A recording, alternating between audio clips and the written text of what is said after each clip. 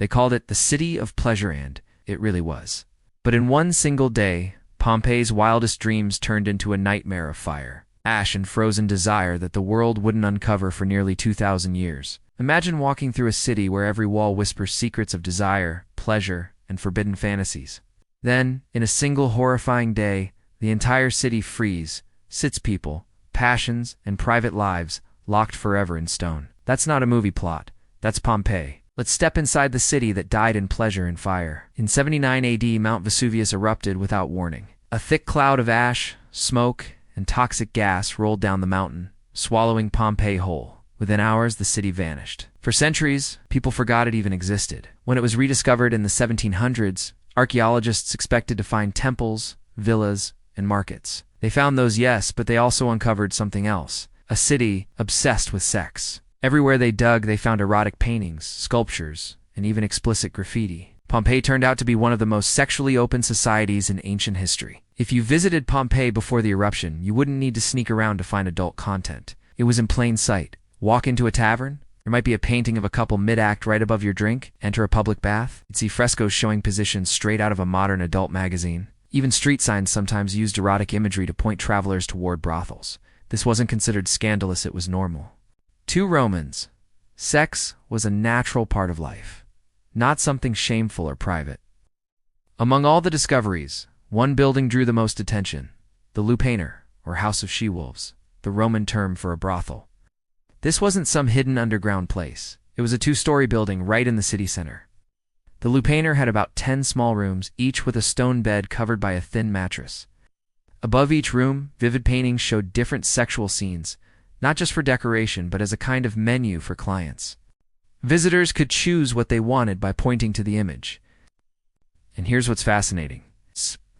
Archaeologists found graffiti scratched into the walls, messages from clients and workers alike. One man bragged, "I paid and had a good time."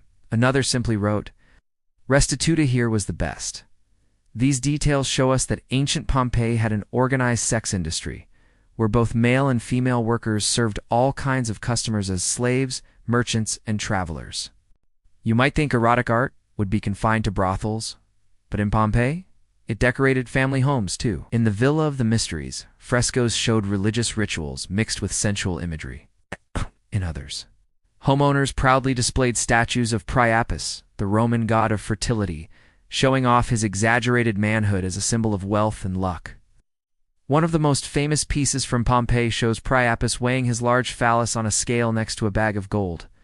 Romans found it funny, not obscene. To them, fertility and prosperity were connected. Even small household items were decorated with sexual themes: lamps, cups, wind chimes, and jewelry. For Romans, erotic art was more about humor and superstition than lust. Pompeii's graffiti gives us the rawest look into Roman life. Thousands of messages were found carved on walls across the city. Some were romantic, some rude, and some hilarious. Celadus makes all the girls sigh. Admetus got lucky here. Gaius loves Iris May. She'll love him too. These weren't secret diary entries. People wrote them in public places, showing how casual and open Roman attitudes toward love and sex were. And it wasn't just men writing. Some graffiti clearly came from women, proving they had their own voices, desires, and opinions in this ancient society. When archaeologists began uncovering Pompeii in the 18th and 19th centuries, the erotic discoveries scandalized Europe. The first excavators were funded by the King of Naples, who loved the art, but didn't want the church to see it. So, many of the explicit items were locked away in a secret museum, accessible only to men of mature age and morals. Even in the 20th century, parts of Pompeii's collection were kept hidden from the public. The fear wasn't about history, it was about challenging modern ideas of decency. Only recently have museums opened the Gabinetto Segreto secret cabinet to everyone, showing erotic frescoes, statues, and objects that once made officials blush. The Romans saw sex differently from how we see it today. For them, it wasn't purely about love or morality. It was about power, fertility, and pleasure. Public baths, for example, were central to social life. People of all classes and genders bathed, exercised, and mingled together. Nudity wasn't taboo. Erotic art also had a protective purpose. Romans believed sexual symbols could ward off evil. That's why many homes had paintings of phallic symbols or fertility gods near their entrances. In short, sex in Pompeii wasn't something hidden, it was woven into religion, humor, and everyday culture. Among the haunting remains found in Pompeii are plaster casts of human bodies. When the ash hardened around victims, their bodies decomposed, leaving hollow spaces that archaeologists later filled with plaster. One of the most famous discoveries is the lovers of Pompeii. Two people found locked in an embrace as they died. For decades, people assumed they were a man and a woman who died together in love. But DNA testing later revealed they were both men. This discovery reminded historians that Pompeii's erotic culture wasn't limited to traditional relationships. Same-sex relationships were common and socially accepted in Rome, especially among men. What makes Pompeii unique is how the eruption preserved not just buildings, but entire lives. Loaves of bread still sat in ovens. Tables were set for meals. And behind closed doors, erotic murals remained untouched for nearly 2 millennia. In one home, a painting shows a woman lying on a couch, looking over her shoulder with a faint smile. In another, a couple shares an intimate moment, while a maid looks away politely. These images give us a surprisingly human glimpse into Roman life desires.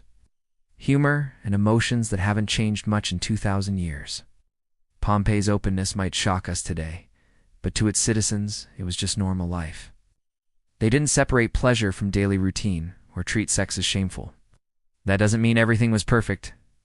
Many sex workers were slaves with little freedom, and social class still mattered. But the overall attitude toward eroticism was casual, unashamed, and often playful. Even the gods weren't spared. Statues and paintings often showed Jupiter or Venus in romantic adventures, proving the Romans had no fear of mixing myth with sensuality. As Mount Vesuvius erupted, the people of Pompeii likely didn't realize it would be their last day. Some tried to flee, others stayed, perhaps thinking it was just another tremor. In their final moments, life continued almost as usual. Food was cooking, lovers were together, families huddled in their homes. Then came the ash, the fire, and silence. The irony is hard to miss. A city that celebrated life and pleasure was destroyed by nature's fury. And that same fury preserved its passions for us to discover. Pompeii's erotic secrets are more than just shocking relics. They are reminders of how complex humans have always been. We laugh, flirt, love, and seek comfort the same way people did 2,000 years ago. The difference is that Pompeii's citizens lived those things out loud. They didn't hide their desires behind closed doors or moral rules. In a strange way, their open attitude feels more honest. Their world ended in fire, but the ashes protected a story that still makes the modern world blush. Pompeii wasn't just buried under ash, it was buried under misunderstanding. For centuries, people thought the Romans were crude or immoral, but what archaeologists found tells a deeper story. They were just real, open, and unfiltered about the human experience.